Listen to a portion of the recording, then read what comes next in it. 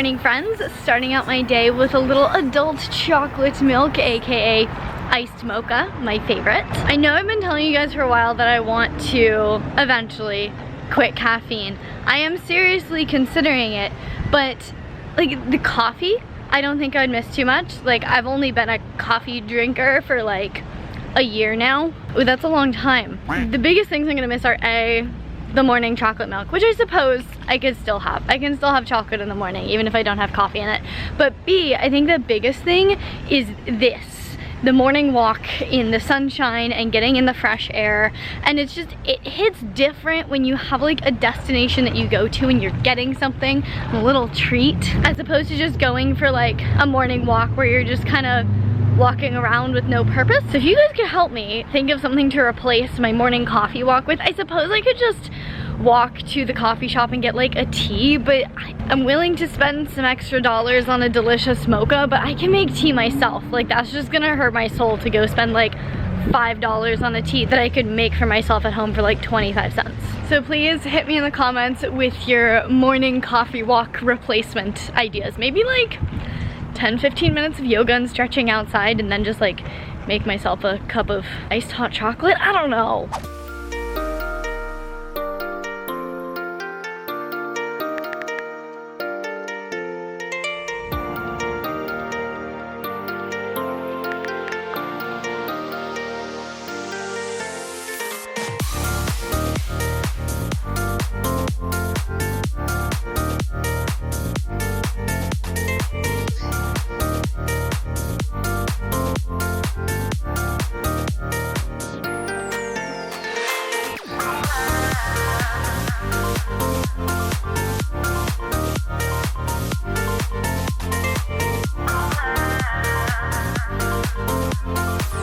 So for breakfast, I have, as per usual, chocolate protein smoothie. It's a little oat milk, some 4 SIGMATIC chocolate protein, and some smoothie like frozen base cubes that I've been making that have been a lifesaver and super helpful for getting vegetables in with my breakfast. I made them the other day. They're banana with zucchini, cauliflower, and sweet potato steamed, and then blended that all up with a little bit of goat yogurt to get in some good probiotics. Froze it into tiny cubes, and it's perfect as a base for the smoothie. The banana and sweet potato add some sweetness. The sweet potato makes it like richer and thicker, and then obviously just like vegetables with the cauliflower and the zucchini. Also just adds like bulk to make the smoothie just better. And this has just been like my go-to for weeks now. I have officially digested my smoothie enough, hopefully, and it is now gym time. As of like a week and a half ago, I am in phase 3 of my own program, Brains and Gains. Security guard is totally staring at me as I vlog in my car. This workout's gonna look a little bit different than what I normally do, but that is the point. Changing things up is necessary to promote continuous adaptation. Phase 3 of Brains and Gains is more of the like high rep kind of performance-based exercises. And this is something— I didn't get that. Could you try again? No. My first week of doing these workouts left me so sore because I like never train this way because I just don't think it's quite as fun. Although now that I'm kind of getting into the groove, kind of having a good time. Let's go do this workout. A few moments later. Just got in here, realized my AirPods are dead. So it's gonna be a fun workout.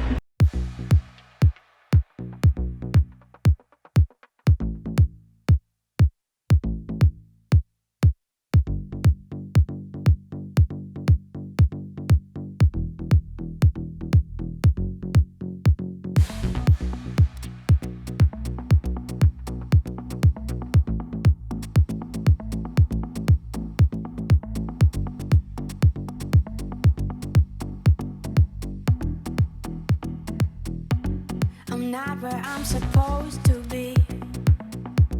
I'm going in circles, going in circles. I should get away from here.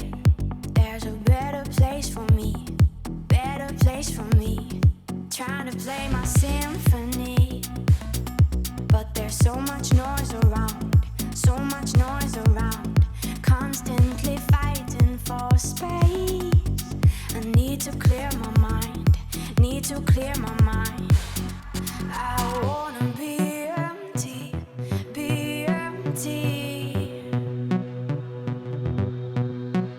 A sparkle lights a fire, I'm high, I'm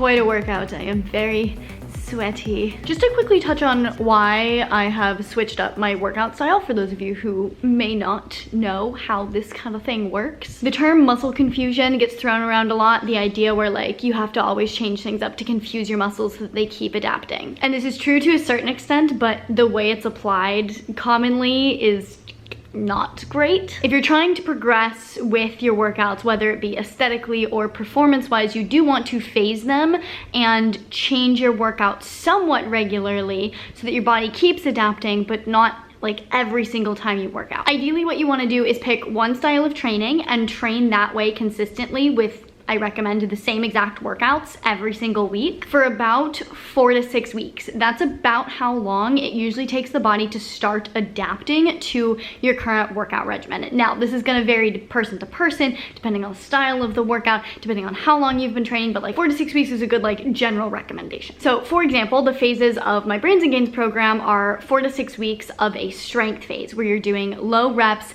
heavy weight. Then just as your body's starting to like adapt and plateau to that, you switch to a hypertrophy phase, the like heavy moderate weight 8 to 12 rep range. Then again, 4 to 6 weeks later, as soon as your body just like starts kind of plateauing there, you switch to phase 3, which is more of like performance functional, what you just saw me do in the gym style of training. And I think in the program I have that set for like 3 to 4 weeks or something, but you do that until your body like starts plateauing again. Ideally, you want to switch like right before your body starts to plateau, but you don't know when you're going to plateau until you start plateauing, which is why like if you've been doing it for 6 weeks, you're probably going to hit a plateau. You might want to switch. The reason you don't want to switch it up every single workout is because then your body's trying to adapt in so many different directions that it can't really make progress in any direction.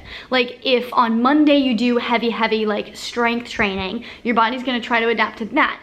But then if on Tuesday you do like lighter weights, a ton of reps, your body's gonna try to adapt to that. And those are two like very different kinds of adaptation that your body's gonna be trying to do. And it's gonna be tugging it in 2 different directions. And so you're not really gonna go in either direction. You're kind of just gonna be stuck. So you wanna spend enough time in one training style for your body to really start to adapt and like move in that direction. And in that way, you can kind of like design your programming to like zigzag your way to exactly where you wanna be, so that you keep adapting and keep making progress. And the zigzag here is the key part. You really can't do a straight line. I mean, you can try, but that's gonna start off going real fast and then it's gonna slow down because your body is going to adapt and then plateau. And so it's gonna be harder to make progress in that exact modality if like that's what you're trying to do. Like if you're only trying to build muscle, you might think that you should only train for muscle hypertrophy.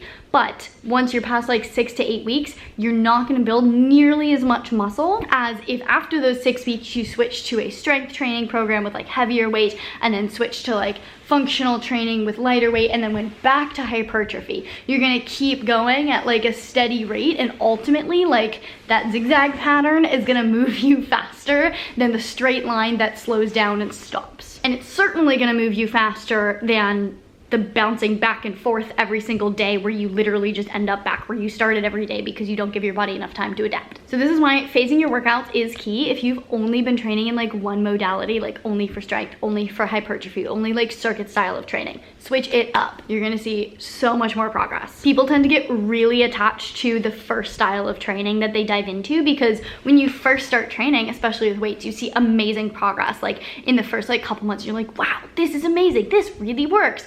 Why would you switch it? Because that's what worked really well at first. And it worked really well at first, A, because yeah, it was probably a good way of training, but B, because it was new. Unfortunately, you're not gonna be able to keep seeing that same speed of progress forever with one modality because that's just not how the body works. Anyway, that's why I'm doing a more like non-traditional Marissa style training right now because my body has never really done this. And so I think it's gonna elicit a lot of really great adaptation. But I am hungry.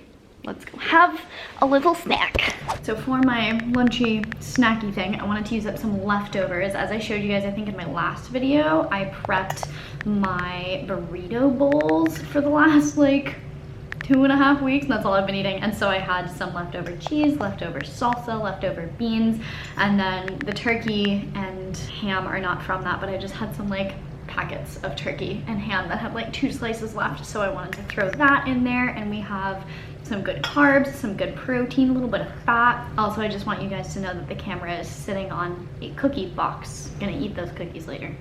So the last month or two, I have just been craving poke.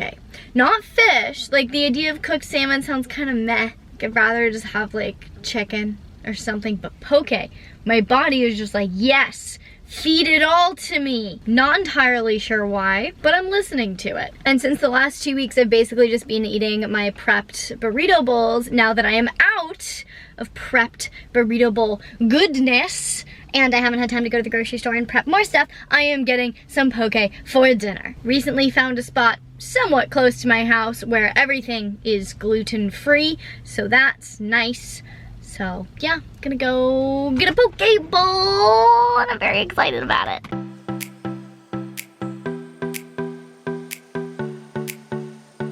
Can I do salmon and the yellowfin tuna, the bamboo rice, the ponzu sauce, and the yuzu? On top, I would like cucumber, red onion, edamame, carrots, and cilantro.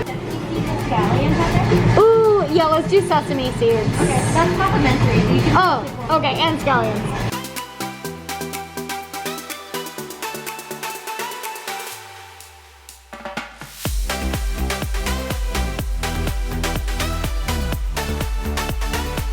I'm literally so obsessed with this. I'm so happy right now. And for dinner, I'm gonna have 4 of these cookies, the cookie box that my camera was balanced on earlier. These are my new obsession. Lesser Evil, best brand ever. You guys know I love their paleo puffs. Their cookies are my newest love. All right, I am preparing for slumber. Just gonna take a little bit of my Ned Mellow Magnesium as per usual. I absolutely love this stuff. I've taken multiple magnesiums before, and this is absolutely by far one of the best magnesiums on the market. It's helped tremendously with my sleep quality. You guys have messaged me on Instagram to be like, wow, I've used Ned Magnesium and it really helped my sleep quality, because that's how you all sound in my head. I'm just kidding.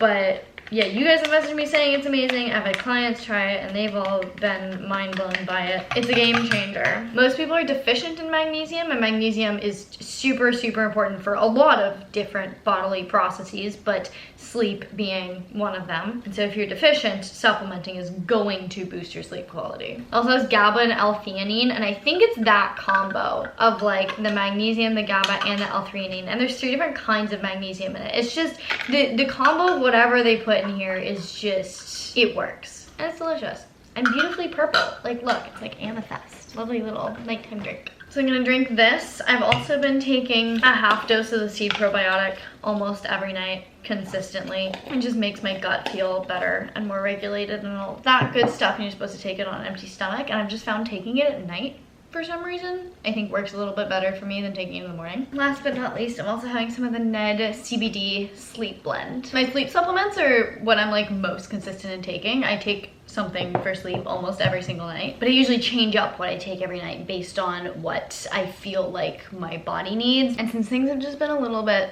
stressful lately, that's why I'm going with the Ned CBD Sleep Blend, because it has CBD in it. It's very, very balancing.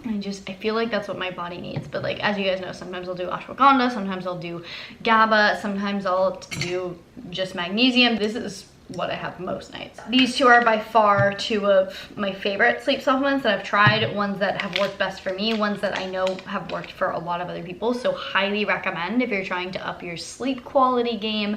If you do want to check them out, I'll leave a link in the description. You can use my code FitAndNerdy to get yourself 15% off or 20% off the membership if like you like it and want to subscribe and get like monthly Ned CBD stuff. But while I sip on this, let me give you my final macros for the day. I ate 135 grams of protein, 175 grams of carbs, and 52 grams of fat. So actually a little bit shy on the fat, but at like the top end of where I want my protein to be, so that kind of balances out calorie-wise. Not a big deal. Not a big deal is kind of how I approach my macros. I do try to be as precise as possible. I try to be within 5 grams of what my amazing coach has recommended for me. But if I'm 8 grams off instead of 5 one day, not a big deal. I'll usually just give myself a little bit of leeway the next day and be like, oh yeah, I was 8 grams under yesterday, so I'll be a couple grams over today and we're good. My goal for fat is supposed to be 60, so I ate 52. So tomorrow, I'll just make sure I eat a little bit more than 60. Oh, and something else that I want to note about my training before I wrap up, go shower, go to bed, is that I am actually doing more intentional cardio now. Because I'm really close to my goal of like where I want to be with fat loss, my coach basically said we can either do a little bit of a reverse diet, like maintenance phase, just to get your metabolism back to where it was, like keep taking this really slow, being really gentle on your body, which is what I wanted to do, or because I'm so close, I can take the next couple weeks and just like push, get there and be done, rather than having to like keep kind of staying in this cutting mode. So I was like, I prefer that. Like, I just kind of want to get this over with, and I'm feeling really good. Like, I haven't overly restricted or anything. You know, my energy has been fine. My workout performance has been really good. It definitely hasn't been suffering from being in. I've been in such a small deficit that like it hasn't really affected anything. Like, my hormones have been great, like everything's been great. So like, yeah, let's just kick it up a notch, get in, get out, be done. So she's like, all right, well, that means cardio. And I was like, so now I'm doing cardio. I do have a whole video about why I don't recommend cardio for fat loss. I will leave that linked down in the description box below. But if you actually watch that video, you'll know that I mean in like the long term. Like, I don't recommend months of cardio to try to lose fat. Short-term cardio, totally fine. But I also just hate it. Like, I really just genuinely do not enjoy it, but I'm doing it. Like, I'm doing a little bit of HIIT and a little bit of MISS, moderate intensity steady state. I don't know if I want to specifically get into the protocol because that's just getting really specific, and like it's designed for like my body and where I'm at, and like I don't want people just like following my macros and my cardio and my workouts and expecting to get the same results, because that's not how it works. I just wanted to let you guys know that like that's also a thing that I'm doing now. But yeah, ideally the goal is to just get to my goal kind of in the next couple weeks so that I can just be done, reverse diet, do like, I kind of want to do a more like aggressive reverse diet that also works kind of towards a bulk and like build some muscle. That's where I'm at training wise, is phase 3 of Brains and Gains, more like functional, higher rep